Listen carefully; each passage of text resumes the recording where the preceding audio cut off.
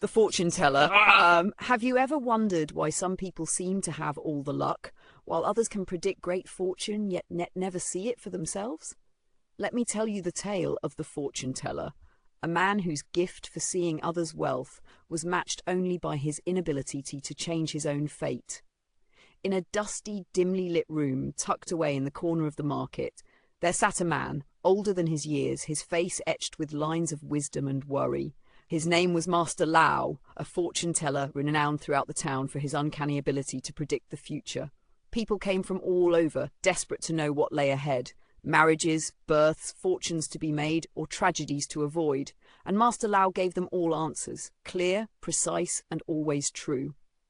Yet, despite his vast knowledge of others' futures, Master Lao lived a life of poverty. His shop was small, his meals sparse, and his clothes tattered from years of wear.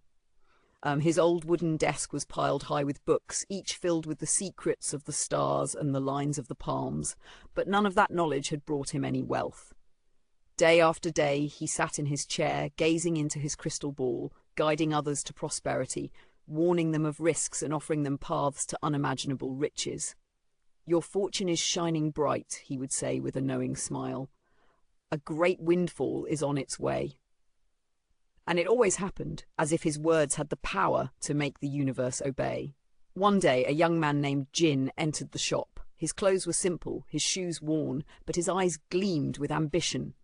"Master Lao," he said, his voice trembling with hope, "I've heard you can see the future. Can you tell me if I will ever find success?" Master Lao studied him closely, his eyes narrowing. "You will," he said with certainty. "Great wealth is in your future. If you are clever and if you work hard, you will soon have riches beyond your wildest dreams." Jin's face lit up with gratitude. "Thank you, Master Lao. I will never forget this. I promise, when I become rich, I will return to repay you for your kindness." With that, Jin left full of hope, while Master Lao sat in his chair, staring into the misty crystal ball. Will he really return? He wondered aloud. Months passed, and Jin's fortunes began to change. He found work with a wealthy merchant, and within a year he had made his first fortune. He returned to Master Lao, as promised, with gold in hand. "I've done it!" Jin exclaimed, placing a heavy pouch of coins on the table. "I couldn't have done it without your guidance." Master Lao nodded, his heart swelling with pride for the young man. Yet, as he looked at the gold, a pang of envy stirred deep inside him. How strange, he thought, that he could guide others to success, but never find it for himself.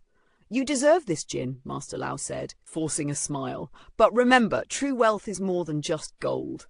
Jin grinned, patting the pouch. "I know, Master, but this is a start, isn't it?"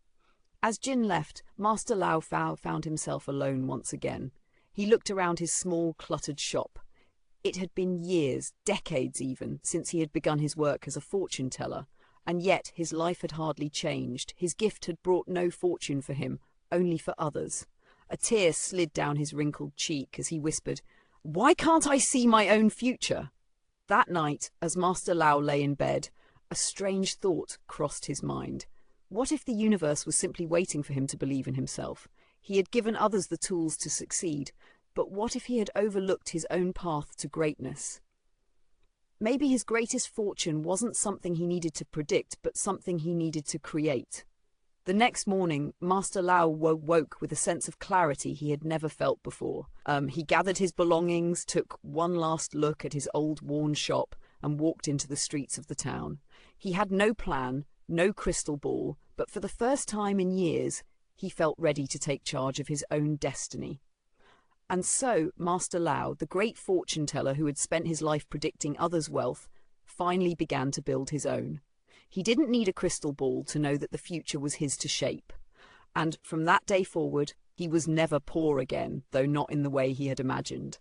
His riches were no longer measured in gold, but in the satisfaction of knowing that sometimes the greatest fortune lies not in what you can see, but in what you choose to create for yourself. If you enjoyed this story, be sure to like, share and subscribe for more tales that will leave you thinking long after they're over.